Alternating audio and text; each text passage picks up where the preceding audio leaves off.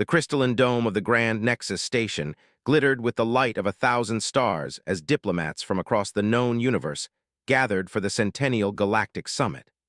Among them, one figure drew more attention than the assembled celestial bodies themselves. Amara Valencia moved through the crowded reception hall with practiced grace, her iridescent gown shimmering like liquid starlight against her copper skin. As the daughter of the Celestial Alliance's founder and its most accomplished diplomatic envoy, her recent negotiation of the Orion Peace Accords had cemented her status as the most influential unmarried woman in 3 spiral arms of the galaxy. Ambassador Valencia, rumbled the draconian imperator, his scaled form towering over the assembly. I present you with the heart of Caladrin, a sun crystal from my homeworld's core. It has illuminated our temple for 10,000 years. Amara inclined her head respectfully while her aide accepted the glowing gemstone larger than her fist. It joined the growing collection of tributes that had arrived hourly since the summit began. The Imperator honors me beyond words, she replied diplomatically, though her amber eyes remained unimpressed. This was the 14th proposal she'd received today alone. From across the room, Commander Jackson Hayes observed the exchange with undisguised curiosity. As Earth's military attaché, he found himself distinctly out of place among the galaxy's elite. Humans were newcomers to interstellar politics, barely a century into faster-than-light travel, and still struggling to be taken seriously. That's Amara Valencia, whispered his colleague, Commander Taya Ellis. They say the Andromeden Consortium offered her a binary star system as a wedding gift. Jackson raised an eyebrow. Seems excessive for someone they barely know. It's not about knowing her, Taya replied. It's about the political alliance with the celestial families. Her bloodline traces back to the First Contact era. As the reception continued, Amara found herself cornered by the gelatinous High Minister of the Xenon Collective, whose translucent form pulsed with bioluminescent patterns. Our species would merge consciousness upon union, the minister's translator chirped. Your mind would join with 10,000 of our finest thinkers. No other suitor can offer such intimacy. Amara suppressed a shudder. Minister, while I'm deeply honored by your proposal. Ambassador Valencia, interrupted a firm, unfamiliar voice. Pardon the intrusion, but the Secretary-General requested your insights on the Orion Accords implementation timeline, if you could spare a moment. Amara turned to find a human man in the austere uniform of Earth Space Command. His eyes were a startling blue against his tanned face, and unlike the other attendees, they met hers directly without calculation or awe. Of course, Commander. Hayes, Jackson Hayes, he offered a slight bow. I've studied your negotiation framework extensively. Your approach to the demilitarized zone protocols was revolutionary. The High Minister oozed away in evident displeasure as Amara walked with the human commander. There is no urgent meeting, is there, Commander Hayes? She asked when they reached a quieter section of the hall. Jackson's mouth curved into a slight smile. No, Ambassador, you looked like you needed rescuing. Instead of taking offense, Amara laughed, a genuine sound that surprised even her. How refreshingly direct. You're the first person today who hasn't tried to impress me with some cosmic trinket or inheritance. I'm afraid Earth's cosmic trinket budget was slashed last quarter, he replied dryly. For the first time that evening, Amara felt herself truly smile. Perhaps this summit wouldn't be entirely predictable after all. The week-long summit transformed the Grand Nexus station into a political chessboard, with Amara as the reluctant queen piece. After 3 days of non-stop diplomatic functions, she slipped away from the evening's formal reception, seeking refuge in the observatory deck that jutted out from the station's upper ring. The circular chamber was mercifully empty. Transparent alloy formed a perfect dome overhead, revealing the unfiltered majesty of space. Amara released a long-held breath as she approached the viewing rail, letting her carefully maintained diplomatic mask fall away. I was beginning to think you never escaped, came a voice from the shadows. Amara spun around, startled to find Commander Hayes seated at a small console in the corner, star charts projected in holographic detail before him. Commander, she acknowledged, composing herself. I didn't realize anyone was here. Jackson gestured to the astronomical display. Just familiarizing myself with local navigation markers. Earth's maps are still. Incomplete. He stood, powering down the console. I can leave if you'd prefer solitude. No, Amara said, surprising herself with the quickness of her response. I'd welcome company that doesn't involve gift presentations or alliance proposals. Jackson chuckled as he joined her at the rail. The Arcturian ambassador seemed particularly determined today. Were those actual singing plants? Telepathic orchids, Amara confirmed with a small smile. They harmonize with the emotional state of their owner. Apparently, they've been cultivated for 9 generations specifically for my hand. And yet you seem unmoved by such gestures, Jackson observed. Amara turned her gaze to the stars. These suitors don't see me, Commander. They see a political opportunity, a bloodline, an advantage. My personal qualities are irrelevant to their pursuit. Jackson, he corrected gently. And I find that hard to believe.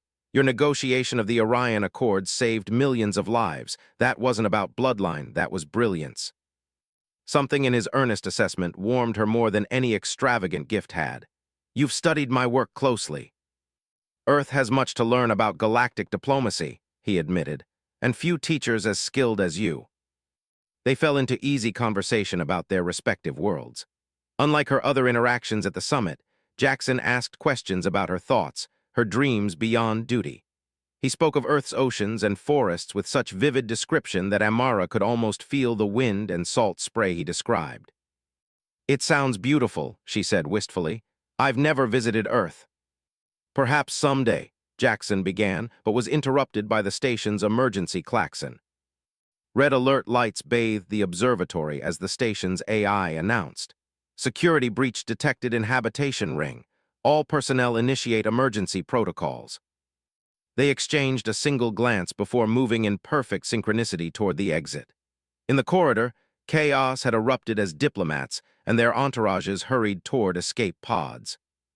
The Zalurian delegation is trapped in the East Wing, reported a security officer rushing past. Atmospheric breach imminent. Without hesitation, Amara changed direction. That section houses 20 species that can't survive rapid decompression. Jackson fell into step beside her. You're heading toward the danger. I won't abandon them, she stated firmly, surprised when the commander didn't try to stop her but instead unholstered his sidearm. Then we'd better hurry. They navigated the increasingly smoke-filled corridors, finding the Zalurian prince and his attendants trapped behind a sealed bulkhead. Jackson quickly assessed the override panel while Amara calmed the agitated aliens. Circuits fried, he muttered, then eyed a maintenance shaft. But there's another way. Working together, they guided the delegation through the narrow passage to safety, arriving at the emergency shuttles just as a distant explosion rocked the station. As they boarded, the Zalurian prince fixed his multifaceted eyes on them both. A curious partnership, he chittered to Amara. This human serves no political advantage to you. Amara glanced at Jackson, who was helping an elderly diplomat to her seat. Not every connection needs to serve an advantage, Your Highness. The prince's mandibles clicked in disapproval. Unwise philosophy, ambassador, very unwise indeed. As the shuttle disengaged, Jackson returned to sit beside Amara. Their shoulders brushed lightly, and neither moved away. So, he said quietly, is saving alien dignitaries together considered the first or second date in Celestial Alliance custom? For the first time in years, Amara laughed without restraint, acutely aware of the Zalurian prince's cold gaze from across the cabin and equally certain that, for the moment, she didn't care. The station's sabotage was clearly aimed at disrupting the summit, Amara told her security council 3 days later. The delegates had relocated to the nearby Helios orbital platform to continue negotiations. All evidence points to separatist factions opposed to the Orion Accords. What she didn't mention was how frequently she'd seen Commander Hayes since that night. Their meetings began with official debriefings, but evolved into stolen moments between diplomatic functions. A shared meal in the station's arboretum, a quiet conversation in the observation lounge after most delegates had retired. Ambassador Valentia, prompted her chief advisor, Desora, a tall Pleiadian with silver-blue skin who had served her family for decades. My apologies, Amara straightened. Has Earth's delegation submitted their security assessment? Yes, Desora replied, her luminous eyes narrowing slightly. Commander Hayes delivered it personally. He requested to speak with you afterward. The council members exchanged meaningful glances. Amara maintained her composed expression, though she felt heat rising to her cheeks. Schedule it for this afternoon. After dismissing her advisors, Amara remained alone, staring at the holographic display of pending alliance proposals. 37 formal offers of union, each representing vast political and economic advantages for the Celestial Alliance. Her father had always taught her that personal sentiment was secondary to galactic stability. "You appear troubled," came a familiar voice from the doorway. Jackson stood there, less formal than usual in the standard dark uniform without ceremonial additions. Since the evacuation, he'd been appointed as Earth's interim security liaison, a position that granted him greater access to restricted areas. "I'm contemplating the weight of duty," she answered honestly as he approached.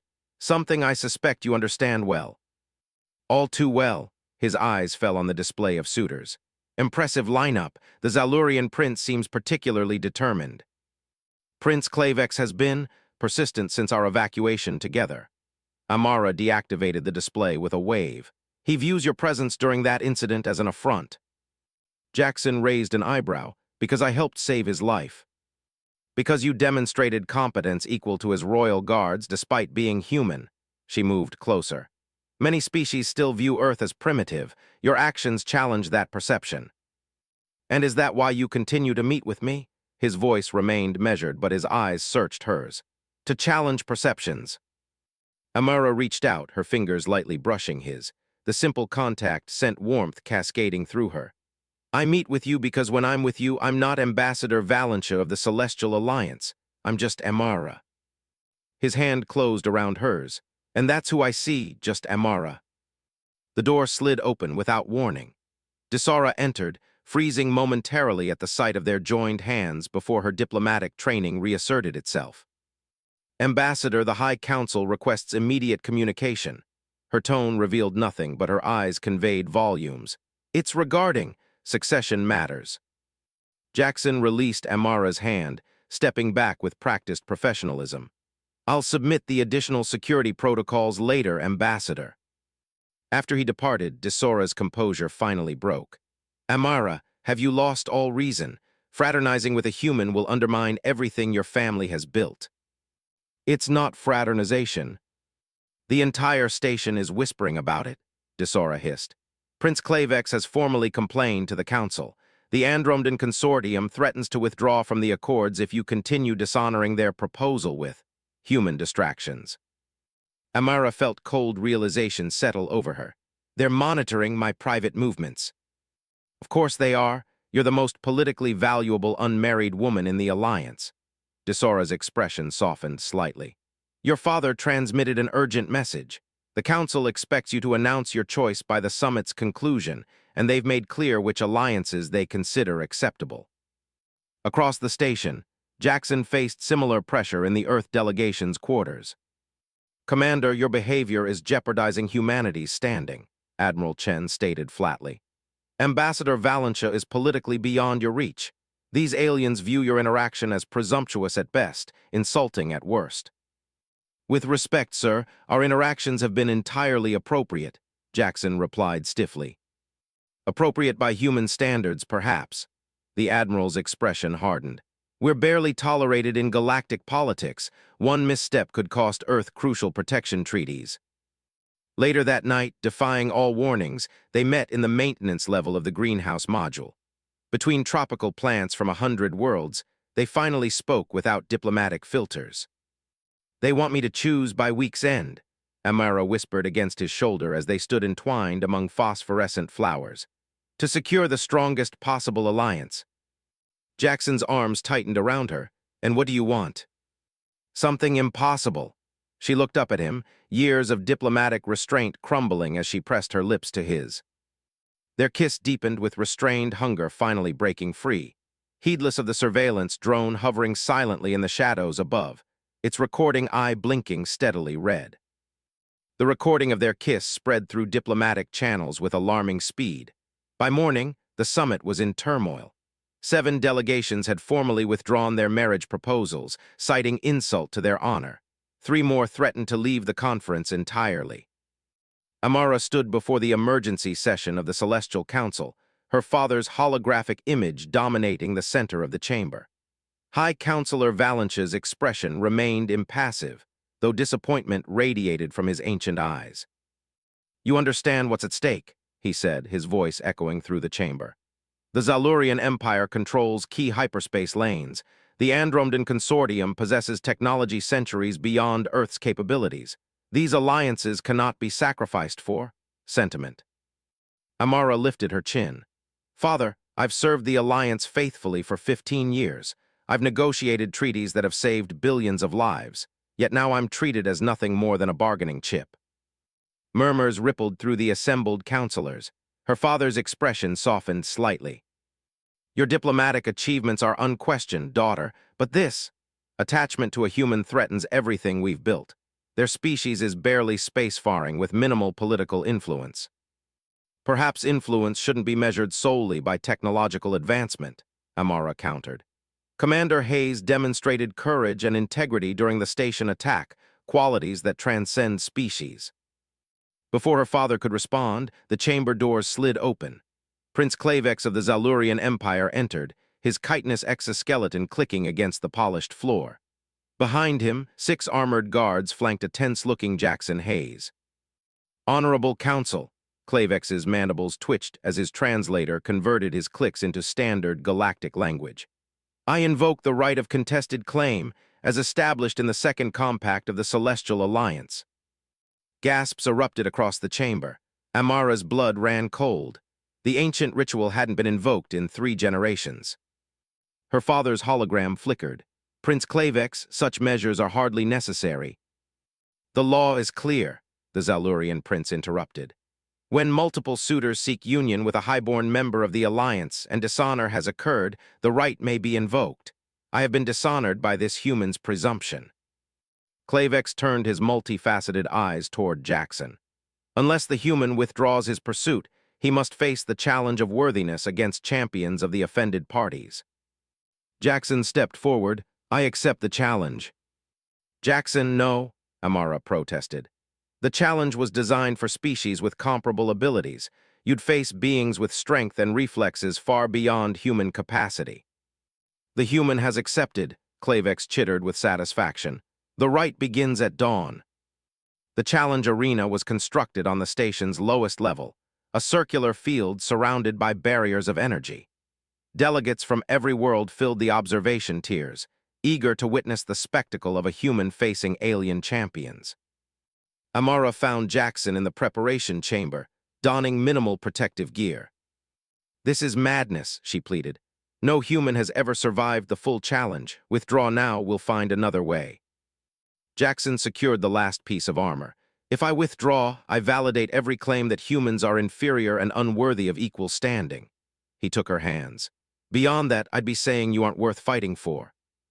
"This isn't just about us anymore," Amara whispered. "The political implications." "Maybe that's exactly what this should be about," he interrupted. "Proving that connection matters more than power or politics. Isn't that what the Alliance was founded on, understanding between different worlds?" The first trial pitted Jackson against the champion of the Draconian Imperator, a 9-foot warrior with scaled armor and remarkable strength. Though outmatched physically, Jackson used the arena's gravitational fluctuations to his advantage, eventually forcing his opponent beyond the boundary line. The second challenger, a telepathic Xenon collective being, attempted to overwhelm Jackson's mind with disorienting visions. Through sheer force of will, he resisted long enough to complete the mental labyrinth challenge. By the third trial, Jackson was exhausted and injured, facing Prince Klavex himself in a test of strategic combat. The Zalurian moved with blinding speed, his natural armor deflecting most strikes.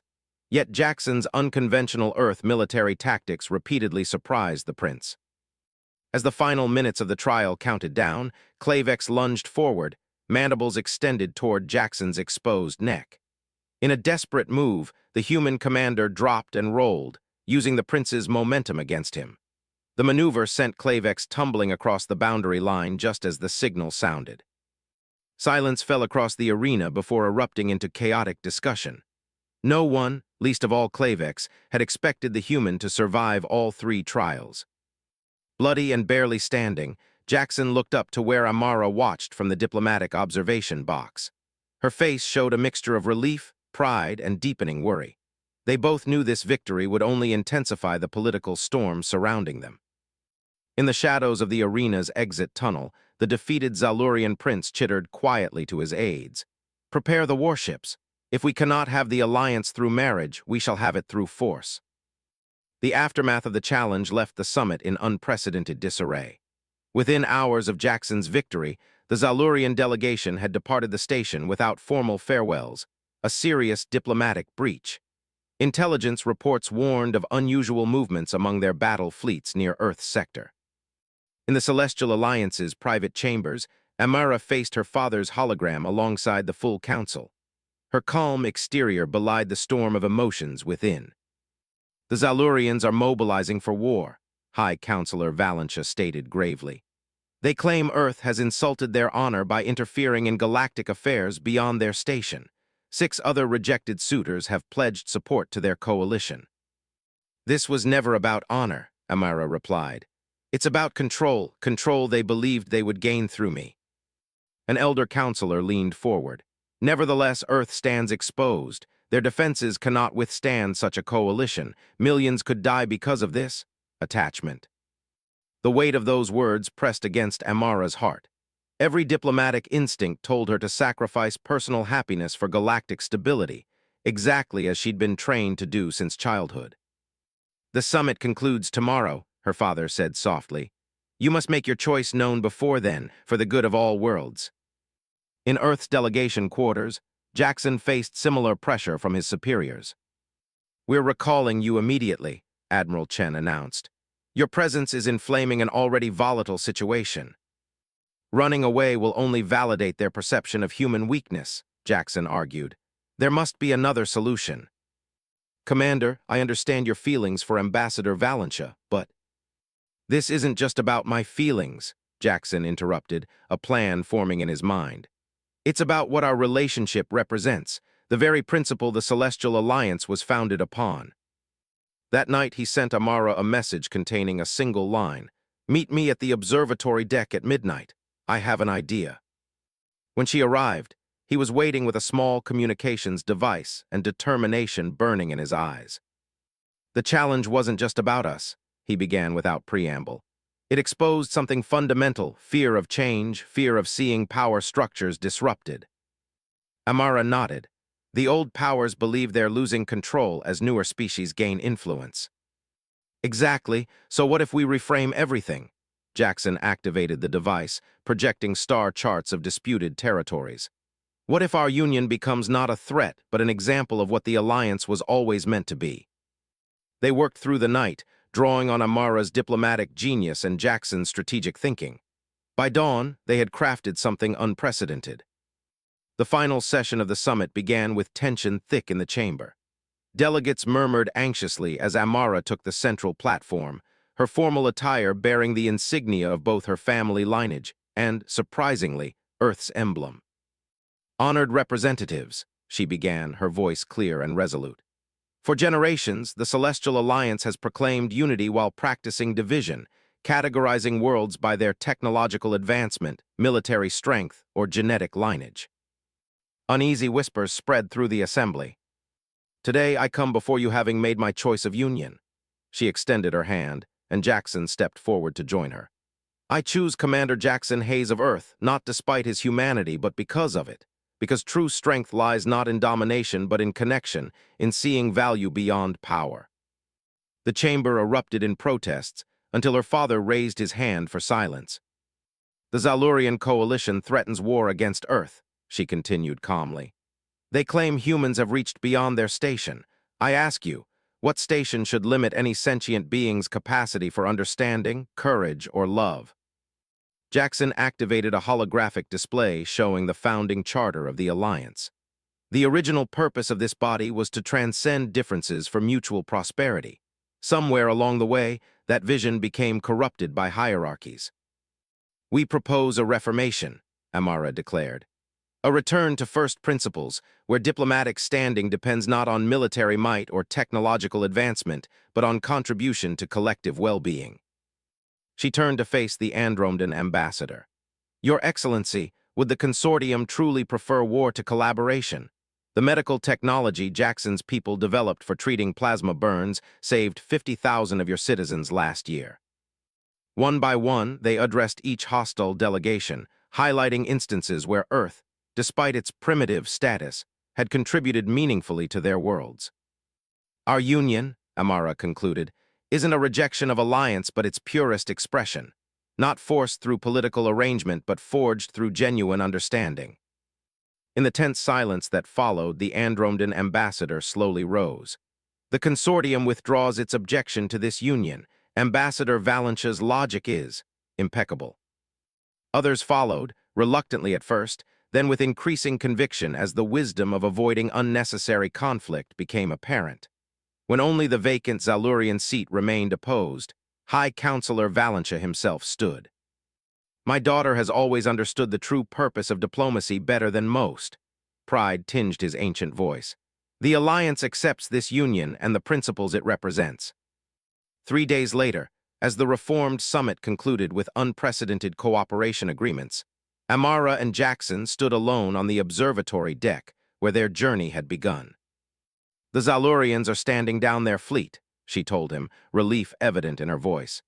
It seems our example has given Prince Klavex too much political risk to proceed with aggression. Jackson drew her close. So we've averted interstellar war, not bad for a diplomatic scandal. Amara laughed softly against his chest. My father wants us to tour the founding worlds, show everyone this new vision of the Alliance in action. As long as we eventually make it to Earth, Jackson murmured, tilting her face up to his. I still need to show you those oceans I promised. Their kiss sealed a union that would be recorded in galactic histories, not as a political alliance, but as the moment when the old order gave way to something new, a love that truly transcended worlds. As the station rotated toward a distant nebula, its crystalline colors washed over them like a blessing from the cosmos itself, bearing witness to a connection that had rewritten the stars.